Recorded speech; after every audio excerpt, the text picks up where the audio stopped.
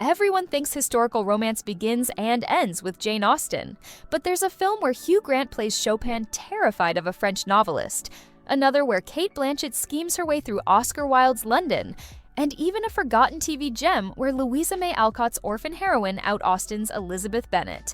These are the great historical romances you've probably never seen, but should. This one's not your typical period piece. It's a romantic comedy with actual bite. So you've got French novelist George Sand, who's already kind of a legend for dressing like a man and just ignoring pretty much every rule in 1830s France. She sets her sights on Frédéric Chopin, who might be the shyest composer in history. Hugh Grant plays Chopin, and yeah, he spends half the movie looking like he wants to disappear every time George walks in the room. The whole thing takes place at a country house full of artists. There's romantic chaos, a lot of gossip, and a duel or two, but most of it is George Sand just relentlessly trying to win Chopin over. There's wit, there's scandal, and a lot of people in amazing costumes acting like complete weirdos. If you're into that Jane Austen kind of snappy dialogue, this one's for you. Plus, the cast is just great. Hugh Grant, Judy Davis, Emma Thompson, and Julian Sands. An Ideal Husband is basically a masterclass in how to flirt and insult people at the same time. The whole thing's adapted from Oscar Wilde's play, so you know the dialogue is going to be sharp. You've got Cate Blanchett, Rupert Everett, Julianne Moore in late Victorian London, and honestly, you could just watch this for the cast, but it actually has a really fun plot. Sir Robert Chiltern is a big deal politician with one tiny problem. He did something shady in his past. And now, Mrs. Chevley, who is just top-tier manipulative, is ready to ruin him. His whole career, his marriage, everything is on the line. Robert's best friend, Lord Arthur Goring, who is basically Oscar Wilde in disguise, tries to fix things. He's the kind of guy who seems allergic to commitment, but meanwhile, he's falling for Robert's sister, Mabel, who sees right through all his nonsense. There's a lot of running around, blackmail, secrets coming out, and in true Wilde fashion, nobody is as upright as they pretend to be. It's a comedy, but it's also a romance, and it absolutely delivers on both. The Inheritance is based on one of Louisa May Alcott's lesser-known novels. Edith Adelon is our heroine here. She's an orphan, grew up with basically nothing, now working as a companion to a rich family in the 1830s New England. She's kind, she's smart, and of course, that catches the attention of a nobleman who happens to be visiting. But it's not smooth sailing. She's got a scheming cousin who's determined to make things difficult, and the whole social status thing is hanging over her head. A few secrets about Edith's background show up and everything starts to unravel, but, in true period drama fashion, it all leads to that satisfying ending. Think of this one as a Cinderella story with American accents, but a very English vibe. Carriages, big gardens, and enough class anxiety to fill a whole Jane Austen box set. This is a TV movie, so don't expect a huge budget, but honestly, it's a hidden gem.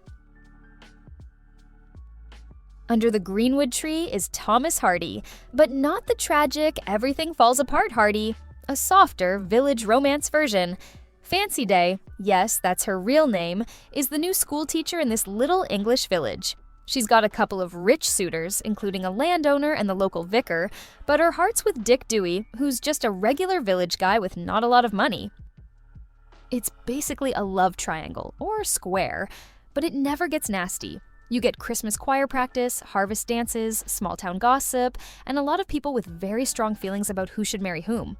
The biggest drama is whether Fancy will pick money or love. It's slow, it's sweet, and it's got that gentle humor you get from small-town stories. Visually, it's all English countryside, village parties, and old church pews. There's nothing flashy here, but if you like a romance that feels cozy instead of dramatic, this is worth a look. This one's inspired by a true story, and it's honestly one of the best takes on class and race in a period romance that I've seen.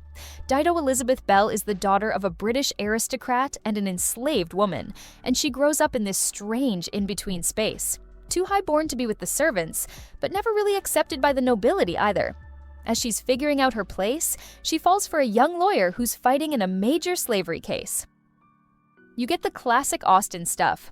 Ballrooms, matchmaking, social rules, but with the real historical backdrop of the end of the slave trade in England. The movie's beautiful, and it's not just a love story, it's about identity, about where you fit in a world that doesn't really have a place for you. This one's almost too wild to be true, but it's based on a real hoax.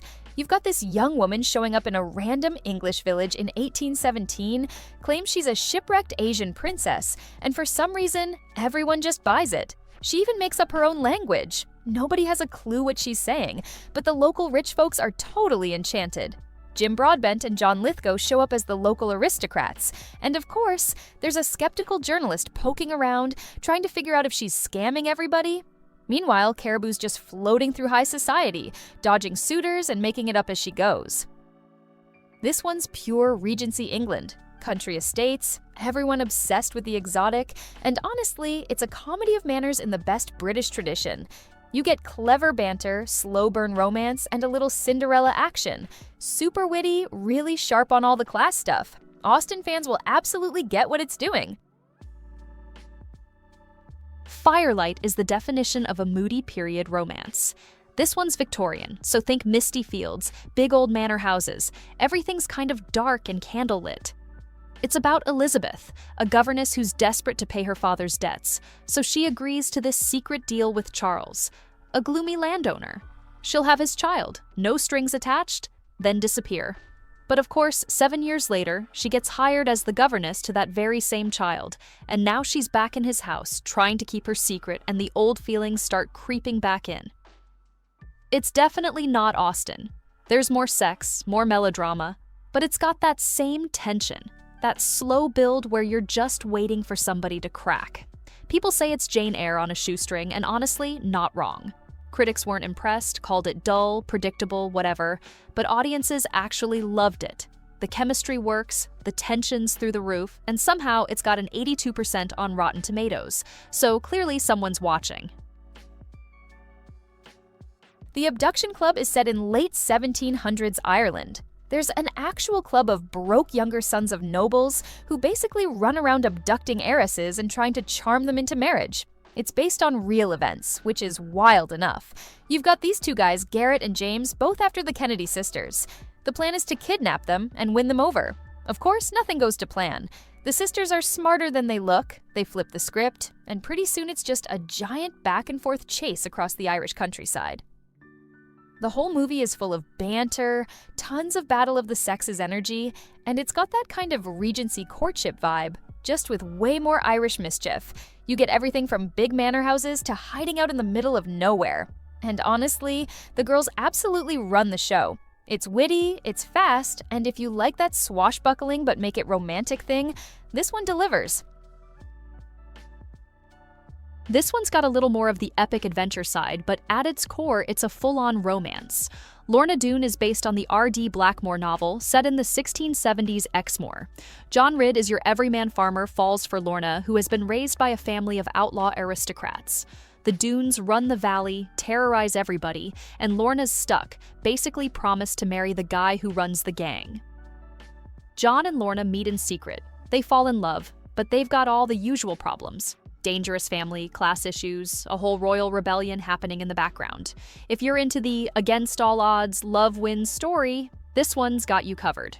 A little less drawing room, a little more swashbuckling, but still the same slow burn heart.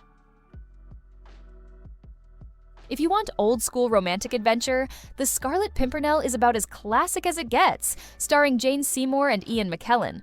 Sir Percy Blakeney is this rich English guy, acts like an idiot in public. But actually, he's sneaking across to France in the middle of the Revolution, saving people from the guillotine. He marries Marguerite, this famous French actress, but thinks maybe she betrayed him. Meanwhile, the villain Chauvelin, also her ex, starts blackmailing her. You get secret missions, ballroom drama in London, and Paris streets full of mobs and danger. At the end of the day, it's about trust. Percy and Marguerite have to figure out what's really going on, team up, and outsmart the bad guys. It's smart, funny, a little over the top, and if you like your romance with sword fights and secret identities, this one absolutely nails it.